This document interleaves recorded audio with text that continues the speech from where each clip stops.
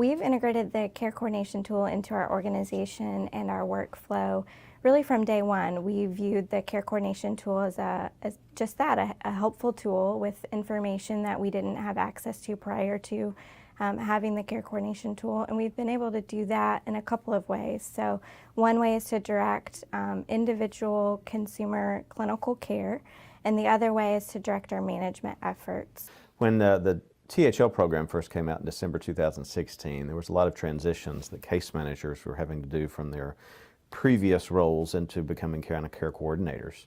And we believed all of those new duties, in addition to the potential increased caseloads that they were going to have, would be a bit overwhelming for them to add also the responsibilities of the CCT. So we made early on decisions that we were going to hire and develop a new role that would be kind of the master user for us for the care coordination tool.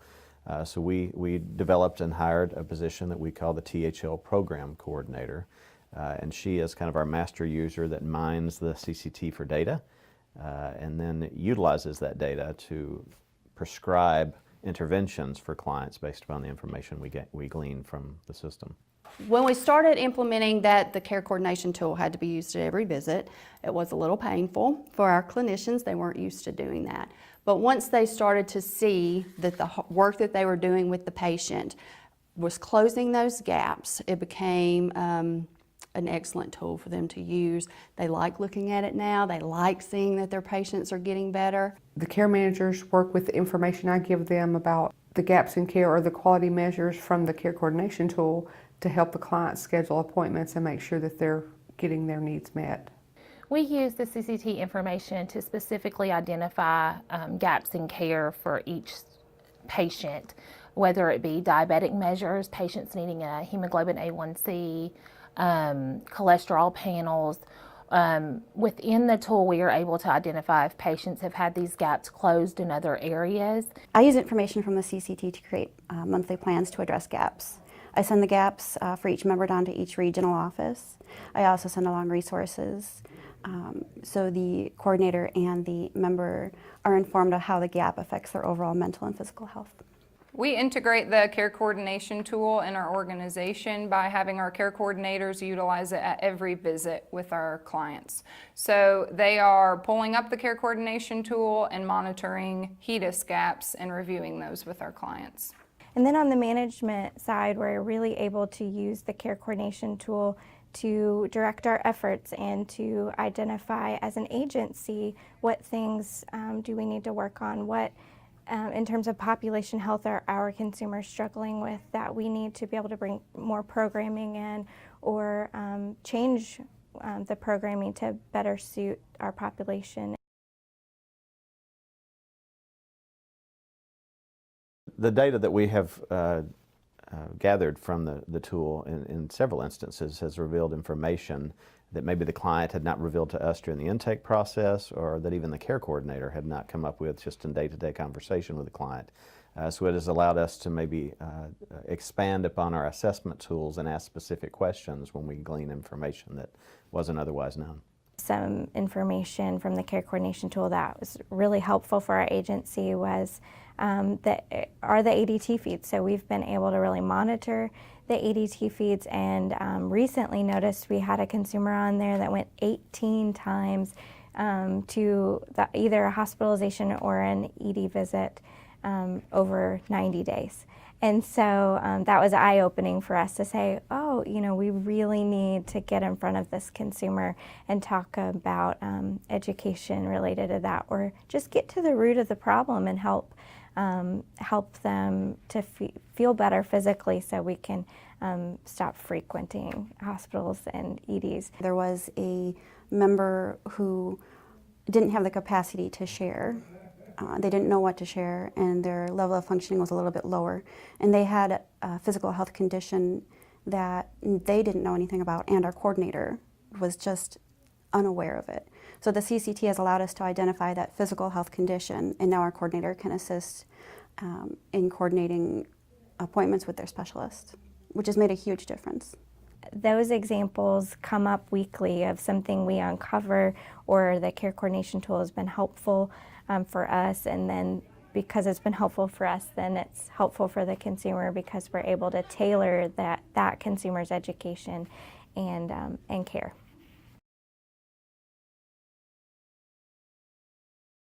I utilize the quality measures tab most to track gaps and to send out the measures to each location. Every Monday I do log into the quality measures performance tab off of the dashboard to see how our company is doing overall. Our member population. I look at the quality measures that need to be met. I look at claims data to see if there's any pertinent information in there from when they've been hospitalized. I look at the admit and discharge function. We are using the pharmacy data. It was made available to us, I do believe, within the last 3 to 4 months. We were able to see that feed. It's not obviously on all patients because they don't have the diagnosis that will require them to have a daily medication. We have had success in identifying patients with antidepressant medications that we were not aware of that could counteract with other medications or that could cause interactions that are not good for seizure medications and so on. So by identifying those patients and that medication, we are able to reach out to one of the THLs or another mental health facility to touch base with them and let them know, hey, we have this patient on this medication and you might not be aware of that due to an interaction that these can have. I also utilize the members tab. I export active and attributed members, and I send those attributed member lists to each location for outreach. The features we use most often in the care coordination tool are really the ADT feeds. We use those daily to really direct consumer care, but we also often pull consumer gaps. We pull PCP information to be able to coordinate that care. We have used pharmacy data and demographic information even. So really the full gamut. We've also used it in terms of attribution, to see who is attributed to us and not currently active, and identify those that are attributed and not active that are also showing up on the ADT feeds often. So it helps us identify who might need help or who might need THL services that haven't been identified already by us. We utilize the ADT feeds with our crisis advocate. She takes that information and we track the patient post-hospital discharge, and that increases engagement. That's our primary goal for using that hospital data.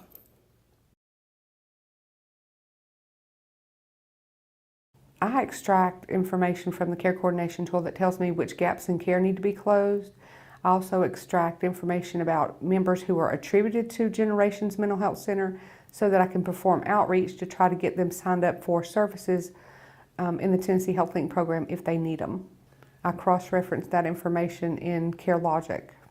We have extracted specific physical health data, such as diagnoses of diabetes. We put that information on a spreadsheet and gave it to a care coordinator to monitor with our clients. We extract a lot of well child data. That has been our area that we have been honing in on for the last year. Our adolescent well childs don't seem to be coming in as often as they need to be. So that 7 to 11 age gap where there's not necessarily a required immunization schedule, we access those patients to be able to outreach to them to get them in for their needed appointments. We most commonly export adherence and non-adherence information. For our attributed not enrolled demographic and diagnosis, that information is sent for our mobile outreach.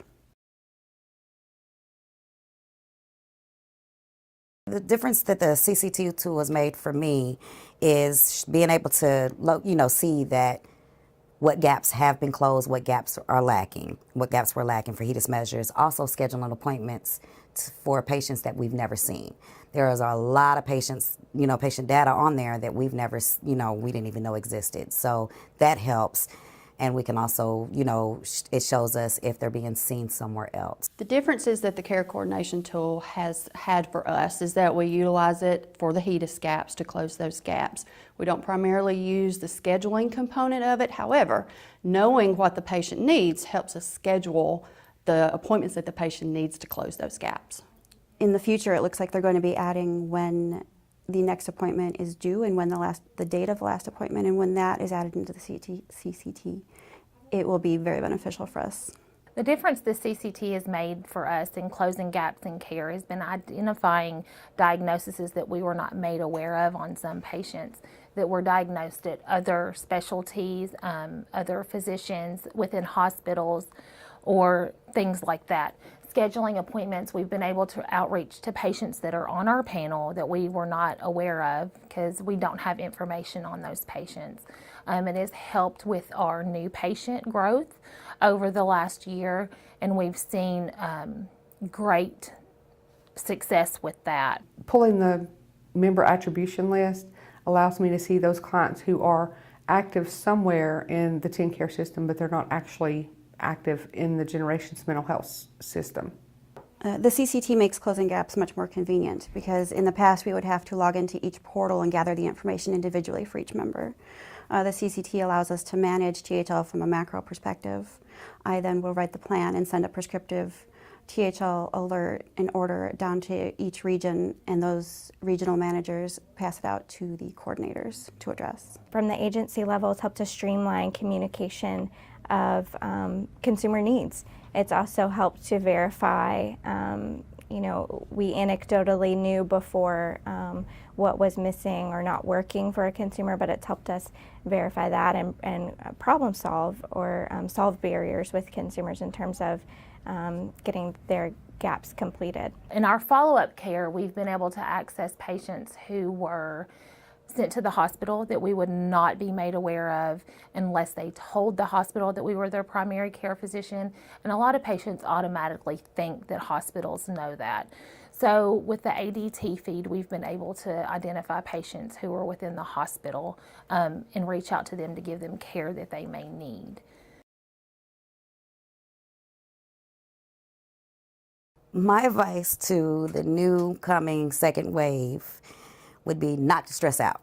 Don't stress out. When we first saw this and all this data, we were so overwhelmed. You're going to see patients on there that don't belong, don't have a fit because they're still working on it. They're getting better.